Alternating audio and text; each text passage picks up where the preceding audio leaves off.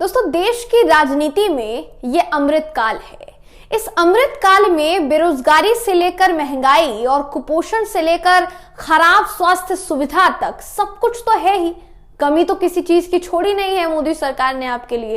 इस अमृत काल की सबसे बढ़िया चीज पता है क्या है, जो अभी भी बची है आप लोगों के लिए? वो है अलग अलग मौकों पर इवेंट का आयोजन।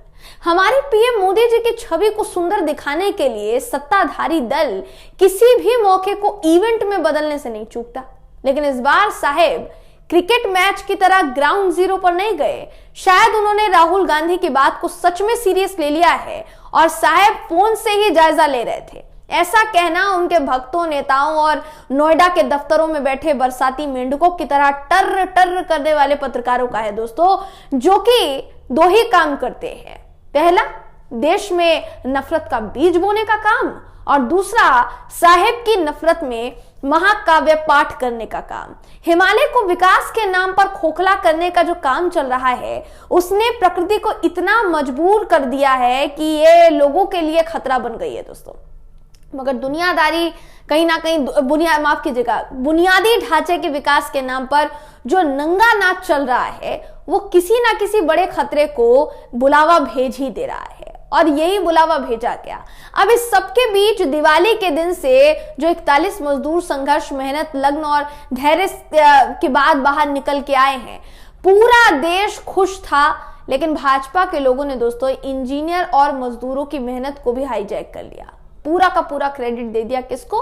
पीएम नरेंद्र मोदी जी को। पूरा मामला क्या है इस खबर में मैं आपको बताऊंगी। नमस्कार, मेरा नाम है जयंती।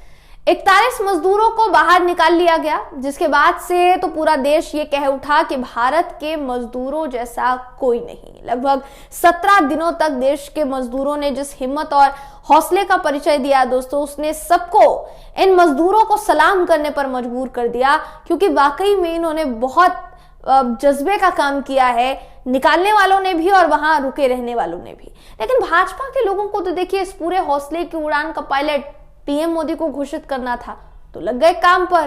तुरंत पीएम मोदी को फोन से मजदूरों के साथ जोड़ दिया गया और बातचीत शुरू करा दी गई दोस्तों। पूरा माहौल ऐसा बना दिया गया कि मानिए जो किया है पीएम मोदी ने ही किया है, बाकी तो वहां सब कुछ हर कोई पहुंचकर टाइम पास कर रहा था। उत्तराखंड के सीएम भी सोच रहे होंगे कि बेकार ही मैं वहां पर रह गया, पूरा क्रेडिट तो साहब को ही उड़ा कर ले जाना था। हालांकि इन्होंने भी क्रेडिट लिया है, मैं आपको आगे बताऊंगी। हर न्यूज चैनल पर एक ही बात फ्लैश हो रही थी कि पीएम ने की मजदूरों से बात। बेचारे मजदूर भी सोच रहे होंगे कि अंदर ही माहौल अच्छा था। मजदूरों को शायद सिखाया गया होगा कि पीएम जो भी पूछे तुम्हें कहना है कि आप सभी के सहयोग से हम बाहर आ गए। जैसे ही मजदूरों ने ऐसा कहा, पार्टी के बाकी के नेता लग गए पीएम मोदी को देवता बनाने में दोस्तों। बयान आया यूपी के मंत्री सुरेश कुमार खन्ना का। क्या बयान आया, सुन लीजिए। उन्होंने कहा कि पीएम मोदी की मेहनत और कुशल रणनीति की वजह से सभी मजदूर बाहर निकल आए हैं। लेकिन साहब को क्रेडिट देने के चक्कर में दोस्तों शायद वो भूल गए कि मजदूरों को निकालने का काम किया उन मजदूरों ने जो आज भी असुरक्षित माहौल में काम करने को मजबूर है। जी हाँ, देश की विदेश की तमाम तकनीक फेल हो जाने के बाद गरीब मजदूरों ने ही अपने गरीब मजदूरों को बचाया। उन गरीब मजदूरों को जो दिन रात इसी असुरक्षित व्यवस्था में, असुरक्षित माहौल में काम करने के लिए मजबूर रहते हैं। असुरक्षित माहौल में काम करने वाले रेड माइनर्स ने दोस्तों मजदूरों को मौत की सुरंग से बाहर निकालकर वापस से अपनों से मिलाया। सभी अंधभक्त कह रहे हैं कि देश के लिए ये बड़ी सफलता है, लेकिन कोई इस बात पर विचार नहीं कर रहा है कि आखिर ऐसा हुआ क्यों? कैसे इतने सारे मजदूरों के जीवन पर संकट खड़ा हो गया था? क्या जब ये सुरंग का काम चल रहा था, तमाम सेफ्टी प्रोटोकॉल को क्या तब नजरअंदाज कर दिया गया था?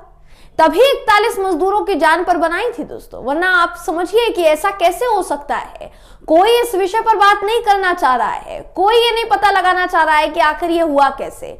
आखिर सरकार ने जिम्मेदार लोगों के खिलाफ क्या कार्यवाही की? उस कंपनी का क्या जो मजदूरों से गुलामों की तरह काम करवाती है? क्या सरकार सभी तरह की संवेदनशील साइटों का ऑडिट कर रही है या फिर नहीं? क्या ये सवाल आपने पूछे सरकार से? सवाल ये सब होने चाहिए। तो हो क्या रहा है? सिर्फ गुणगान।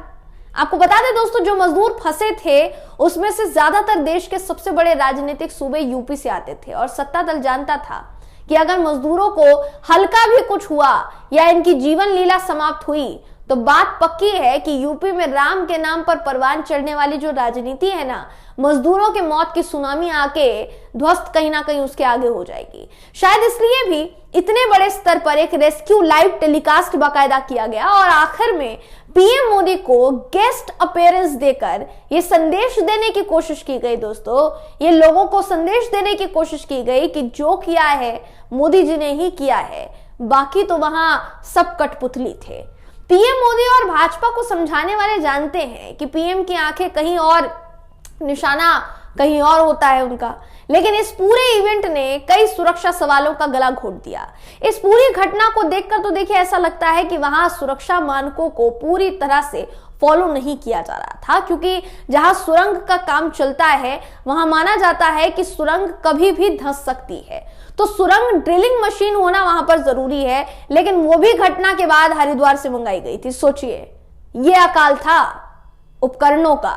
जिस तरह से सुरंग के काम और रेस्क्यू के दौरान मलबा गिर रहा था दोस्तों, वो ये दिखा रहा था कि यहाँ की मिट्टी और पहाड़ जो है वो कितने अस्थिर हैं। तो क्या पहले ये सर्वे नहीं हुआ था? काम शुरू होने से पहले ऐसे कई सवालों को कोख में ही मार दिया गया। ना किसी ने जवाब मांगा, ना किसी ने दिया, क्योंकि जवाब मांगने वाले चरण वंदना में व्यस्त थे ना, और जवाब देने वाले 41 श्रमिकों का राजनीतिक खनन करने में लगे थे। इस पूरी घटना के बाद एक बात जरूर कही जा सकती है कि सुरंग के भीतर भले ही मजदूर मिलजुल कर एक दूसरे का हौसला बढ़ा रहे थे, लेकिन सुरंग के बाहर देश में उनके लिए माहौल धार्मिक, जातीय और सबसे ज्यादा आर्थिक तौर पर बिल्कुल भी एक बराबर नहीं है। और वही ये वजह है कि तमाम सेफ्टी प्रोटोकॉल्स को नजरअंदाज करके उन्हें सुरंगों में फंसा दिया जाता है दोस्तों। और ऐसा पहली बार नहीं हुआ है, कई बार आपने देखा होगा, कई बार आपको ये खबरें सुनने को मिली होगी कि आज फलाना जगह पर सुरंग धंस गई और सुरंग में इतने लोग फंस गए। ये जब खबर सामने आई थी तो कोई मीडिया चैनल, कोई भी बड़ा से बड़े नेता, प्रधानमंत्री नरेंद्र मोदी जी हो या बीजेपी का कोई नेता हो दोस्तों, कोई भी उस साइट पर जाने के लिए तैयार नहीं था। धीरे धीरे करके, जब आप कह सकते हैं, क्योंकि अभी हम इस वक्त डिजिटल युग में आ गए हैं, तो डिजिटल युग में जब वहां की वीडियोस वायरल होने लगी, वहां उस पूरे घटना को लेकर तमाम डिजिटल के पत्रकारों ने एक मुहिम चलाई और एक एक करके खबर डालनी शुरू की दोस्तों, तो दबाव जो है ये बढ़ा।